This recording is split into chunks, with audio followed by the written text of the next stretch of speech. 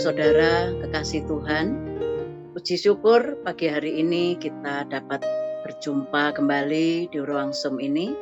Kita akan bersaat teduh bersama melalui pedoman saat teduh 4B GKI Residen Sudirman.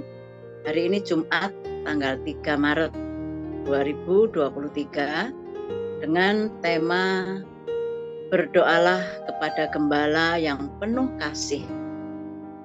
Bapak, Ibu, dan Saudara, mari kita memuji Tuhan sebagai persiapan dari lagu Tersembunyi Ujung Jalan. Mari kita pujikan bersama.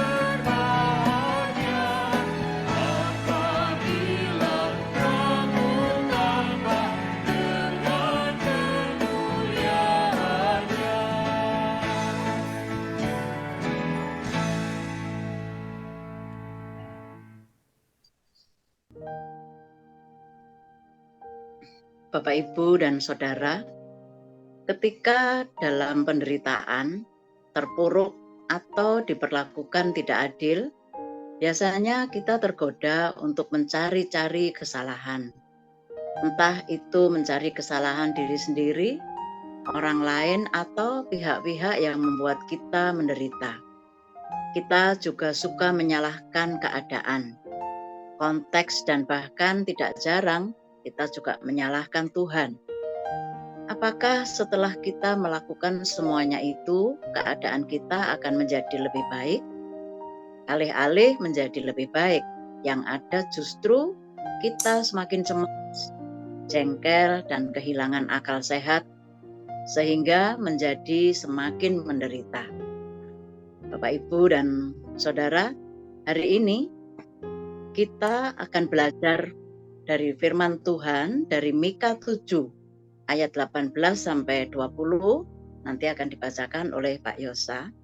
Ketika kita menderita, terpuruk, atau diperlakukan tidak adil, apa yang harus kita lakukan supaya tidak menyalahkan situasi, keadaan, atau pihak-pihak lain? Mari Bapak Ibu kita bersatu dalam doa sebelum kita membaca firman Tuhan. Bapa di dalam surga, kami bersyukur untuk pagi hari ini, di mana kami telah siap untuk menerima sabda-Mu. Tolong dan pimpin kami ya Tuhan, supaya kami dapat mengerti sabda Tuhan hari ini untuk setiap kami. Dan kami juga dimampukan untuk dapat melakukannya dalam hidup kami. Terima kasih Bapa, dalam nama Tuhan Yesus kami berdoa. Amin.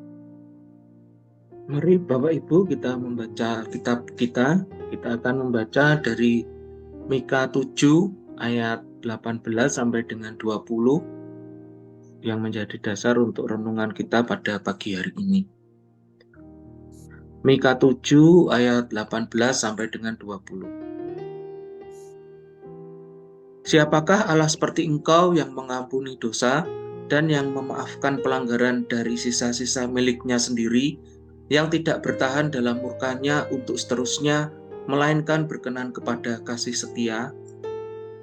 Biarlah Ia kembali menyayangi kita, menghapuskan kesalahan-kesalahan kita, dan melemparkan segala dosa kita ke dalam tubir-tubir laut. Kiranya Engkau menunjukkan setiamu kepada Yakub dan kasih-Mu kepada Abraham, seperti yang telah Kau janjikan dengan bersumpah kepada nenek moyang kami sejak zaman purbakala. Demikian firman Tuhan. Terima kasih Pak Yosa. Bapak, Ibu, dan Saudara, ketika berada dalam situasi tidak nyaman, Nabi Mika memilih untuk mengungkapkan dan mengutarakan doanya kepada Allah. Mika menyadari bahwa penderitaan yang dialami bangsa Israel saat itu adalah disebabkan oleh dosa mereka sendiri yang melawan Allah. Nabi Mika adalah nabi yang penuh tanggung jawab dan bijaksana. Dia menyadari bahwa tugas seorang nabi Allah bukan hanya menyampaikan berita penghukuman yang Allah lakukan atas bangsa Israel, tetapi juga mengabarkan pemulihan yang akan dilakukan Allah kepada umatnya. Dalam doanya, Mika memanggil Allah sebagai gembala, karena ia menyadari dalam situasi penuh derita, masih ada Allah, Sang Gembala yang penuh kasih, akan tetap memelihara dan melindungi umatnya. Bahkan ketika Allah memberikan hukuman kepada umatnya, Allah tidak pernah melupakan dan membiarkan mereka terus terpuruk. Mika mengerti betul sifat Allah yang penuh kasih, seperti seorang gembala yang selalu melindungi, menjaga, dan membawa domba-dombanya ke padang yang berumput hijau dan ke air yang tenang. Dapat kita baca pada Mazmur 23. Itu sebabnya ia berdoa kepada Allah dengan memohon agar Allah mau melihat dan tergerak hatinya untuk menolong, bahkan menjadi gembala bagi umatnya. Bapak, Ibu, dan Saudara, mari kita merenungkan. Bapak, Ibu, dan Saudara, bagaimanakah keadaan kita hari ini?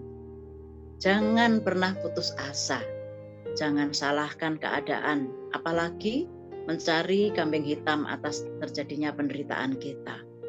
Berdoalah dengan sungguh-sungguh. Percayalah, Allah akan melakukan perbuatan ajaib melalui setiap keadaan yang kita alami. Mari kita berdoa. Ya Tuhan, tolonglah setiap kami agar ketika keadaan kami tidak baik, ketika kami menghadapi kesulitan hidup dan menderita, kami tidak tergoda menyalahkan siapapun, melainkan kami akan terus berdoa pada Tuhan karena kami percaya Tuhan yang sanggup menolong kami sesuai dengan waktu dan kehendak Tuhan. Di dalam nama Tuhan Yesus kami berdoa. Amin. Bapak, Ibu, dan Saudara sekalian, mari ketika keadaan kita tidak baik, jangan biarkan putus asa melanda. Jangan biarkan perasaan menggoda untuk menyalahkan orang lain. Bapak, Ibu, dan Saudara, berdoalah lebih sungguh kepada Tuhan. Tuhan pasti menolong kita. Amin.